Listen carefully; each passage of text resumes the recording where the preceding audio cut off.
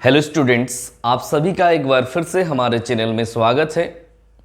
आज हम लोग क्लास 10 का एक महत्वपूर्ण क्वेश्चन जो कि गणित विषय से लिया गया है कि कोई भी अपरिमेय संख्या को किस प्रकार से हम लोग साबित करें कि वो अपरिमेय संख्या है।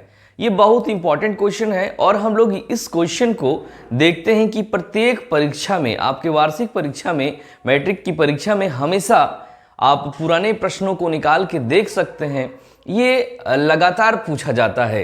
अगर एक वर्ष नहीं पूछा गया तो अगला वर्ष जरूर ही पूछा जाएगा। हो सकता है कि आपका 2022 में आया तो 2023 में भी आ सकता है, इस तरह का भी होता है। तो ये उस दृष्टिकोण से काफ़ी महत्वपूर्ण प्रश्न है, इसीलिए इस तरह के प्रश्नों को सॉल्व करना काफ़ी ज़रूरी हो जाता है और इसको समझना काफ़ी ज़रूरी हो जाता है, क्योंकि हम देखें हैं कि ज़्यादातर स्टूडेंट्स को इस तरह के प्रश्न में कठिनाई होती है।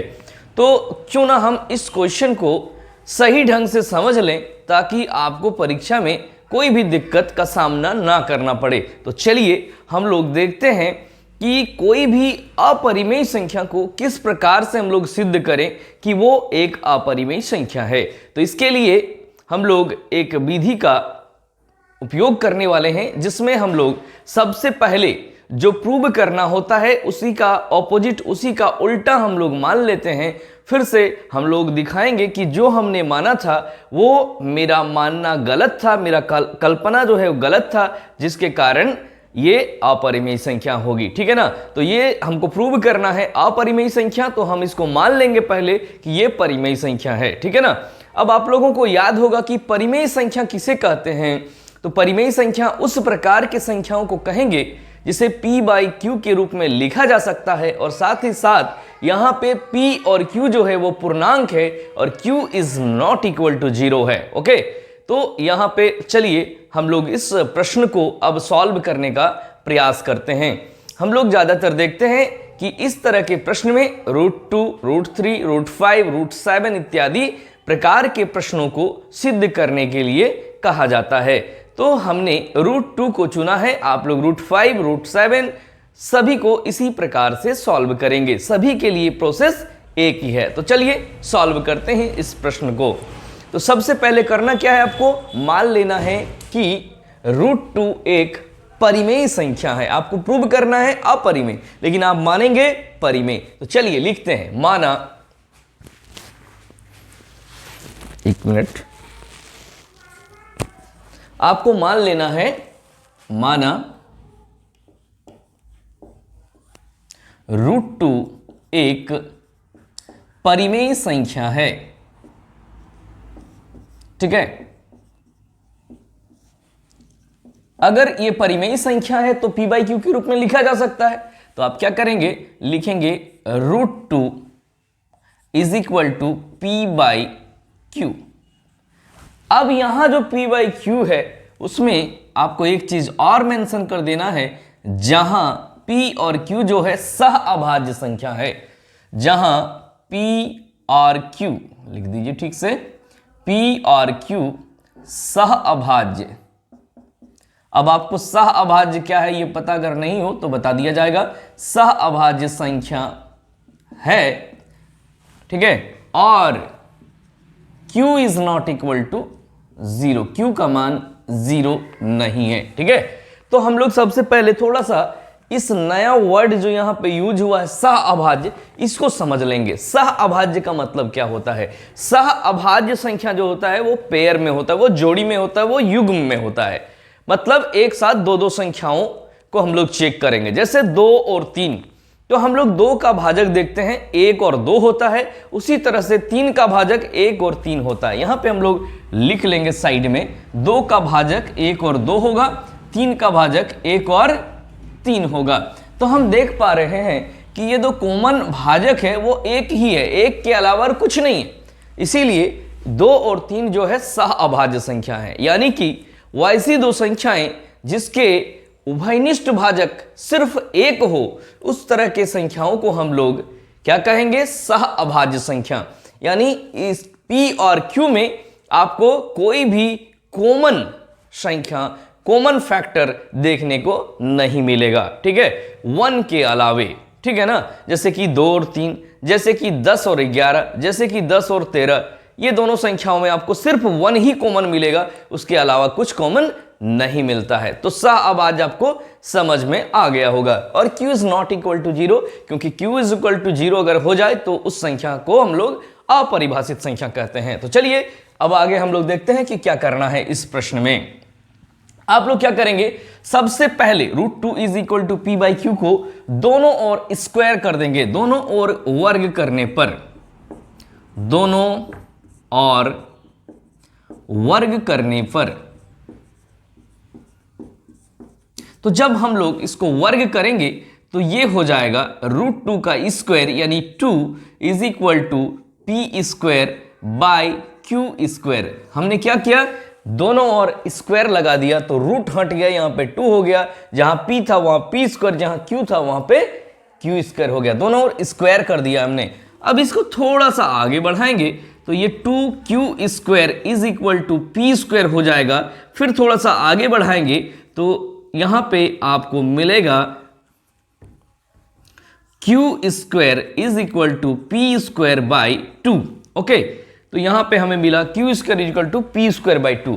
अब आप देख लीजिए, पी स्क्वायर को जब 2 से डिवाइड करें तो q स्क्वायर आया, मतलब आंसर आया, यानी कि कट रहा है, ठीक है ना, यानी कि पी स्क्वायर को 2 डिवाइड कर रहा है, पूरी तरह से डिवाइड कर रहा है। ओके ना, क्योंकि आंसर हमें प्राप्त है q स्क्वायर, तो इसीलिए लिखेंगे यहां पे, या इसीलिए पी स्क्वायर 2 से विभाजित हो जाता है, ठीक है, या 2 पी स्क्वायर को विभाजित करता है। तो जैसे भी आप लिखें, दोनों का मतलब एक ही है, पी स्क्वायर 2 से विभाज्य है या विभाजित हो जाता है, विभाज्य है।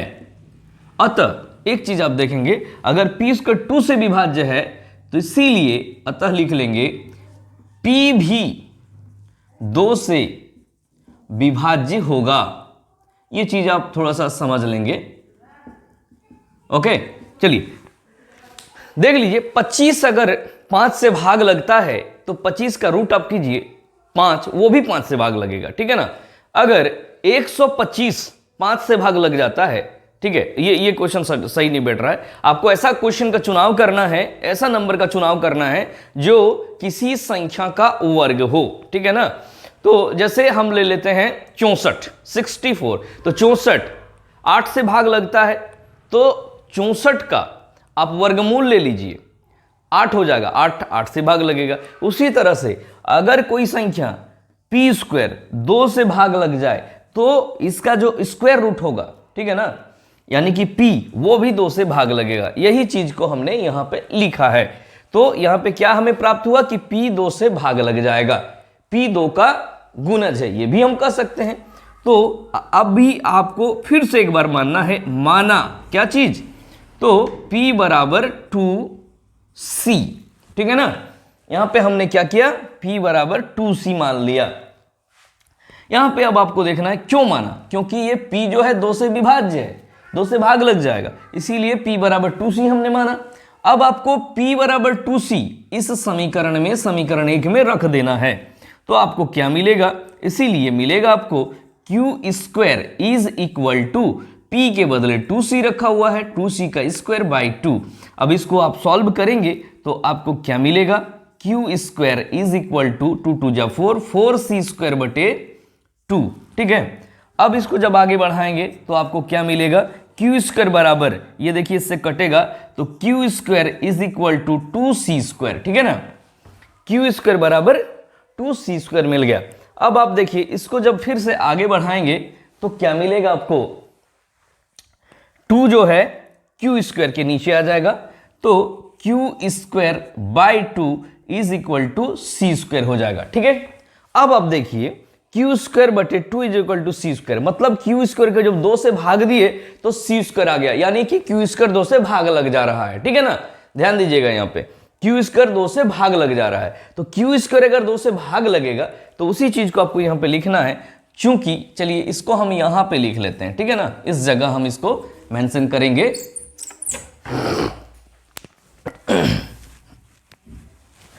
आपको फिर से क्या लिखना है,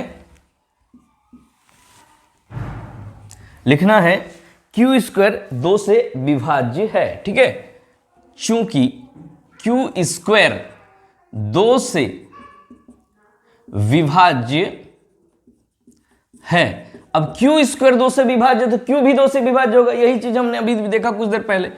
तो क्यू भी 2 से विभाज्य होगा, ठीक है ना। जब क्यू 2 से विभाज्य होगा तो हम क्या देख पा रहे हैं, यहां देखिए पी स्क्वायर 2 से विभाज्य है, पी भी 2 से विभाज्य है, आपको पहले से मिल चुका पी 2 से विभाज्य है। यहां आपने देखा क्यू भी 2 से विभाज्य है, तो पी का भी गुणज 2 है और क्यू का भी गुणज 2 है। इससे क्या पता चला कि इसीलिए, या यहां आप किसी भी प्रकार से इसको मेंशन कर सकते हैं, यहां पी और क्यू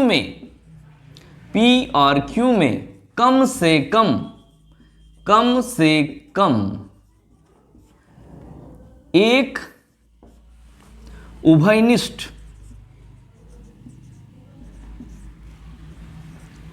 भाजक 2 है, ठीक है ना।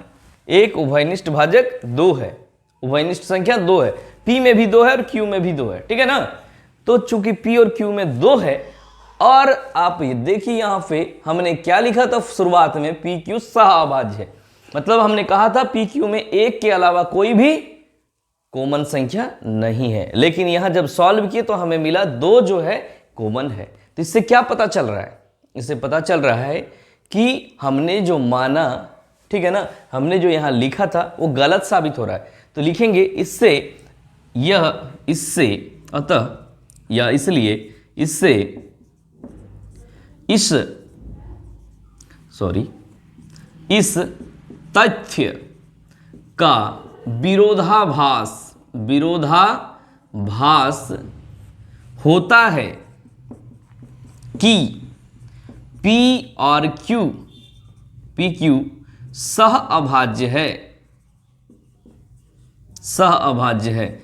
और ये जो सहअभाज्य जिसका विरोधाभास हो रहा है, कि यहां पे हमने कहा था है, यहां पे नहीं हो रहा है, यही है विरोधाभास। ये क्यों हुआ? ये हुआ हमारे गलत कल्पना के कारण, और इसीलिए यह विरोधाभास हमारे गलत कल्पना के कारण प्राप्त हुआ, ठीक है, हमारे गलत कल्पना के कारण यह प्राप्त हुआ है। इसीलिए √2 एक परिमेय संख्या है, ठीक है, परिमेय संख्या है। तो देखिए आपको आंसर यहां पे मिल चुका। किस प्रकार से हमने सॉल्व किया इसको एक बार ध्यान से आप लोग फिर से देखेंगे, ठीक है। सबसे पहले हमने क्या किया कि √2 एक अपरिमेय संख्या है, ये आपको सिद्ध करना था। √3 एक अपरिमेय संख्या है, √5 एक अपरिमेय संख्या है, √7 एक अपरिमेय संख्या है। तो हमने क्या करे कि इसका उल्टा मान लिया, इसको परिमेय मान लिया। √2 एक परिमेय है, और परिमेय का फॉर्मूला क्या, परिभाषा क्या होता है कि उसको p/q के रूप में लिखा जाता है। और साथ ही साथ हमने ये माना कि pq जो है सहअभाज्य है और q is not equal to 0 है, ठीक है। अब यहां पे जब इसको सॉल्व किया हमने किसी भी तरह से, और सॉल्व करने के बाद हमने क्या देखा कि PQ में कम से कम एक उभयनिष्ठ भाजक 2 आ जा रहा है। तो यहीं पे देखिए अंतर आ गया। यहां पे देखें कि PQ सहअभाज्य है, यहां देख रहे हैं PQ सहअभाज्य नहीं है, ठीक है ना। तो PQ सहअभाज्य क्यों नहीं हुआ? क्योंकि हमने गलत माना। हमने जो माना था कि √2 एक परिमेय संख्या है, ये गलत था, जिसके कारण ये विरोधाभास प्राप्त हुआ हमें, ठीक है ना। इसीलिए √2 एक अपरिमेय संख्या है, ठीक है ना। यहां पे अपरिमेय लिखना था, अपरिमेय संख्या है, ठीक है। √2 एक अपरिमेय संख्या, परिमेय ना होके अपरिमेय, जो हमने माना था वो न होके √2 एक अपरिमेय संख्या, ठीक है। इस तरह से ये प्रश्न यहीं पे सॉल्व हो जाता है। आपको √2, √3, √5, √7 कोई भी अभाज्य संख्या में रूट अप लगा दीजिए, वो अपरिमेय संख्या होता है। और इस संख्या को आपसे पूछा जा सकता है कि आप सिद्ध करके दिखाएं कि √11 एक अपरिमेय संख्या है। आप प्रत्येक प्रश्न को आप इसका स्क्रीनशॉट ले सकते हैं या लिख सकते हैं। इस तरह से ही सॉल्व करेंगे आपको पूरा फुल मार्क्स इसमें दिया जाएगा। ये क्वेश्चन बहुत ही इंपॉर्टेंट है, आप लोग इसको एक बार, दो बार, चार बार प्रैक्टिस करें, काफ़ी आसानी से आपको समझ में आ जाएगा। ये वीडियो अगर आपको कहीं भी दिक्कत हो रहा है तो दोबारा एक बार जरूर देख लें, आप स्पष्ट हो जाएगा। ठीक है, तो चलिए आज वीडियो को यहीं पे खत्म करते हैं और मिलते हैं नेक्स्ट वीडियो में। तब तक के लिए धन्यवाद, आपका दिन मंगलमय हो। Thank you.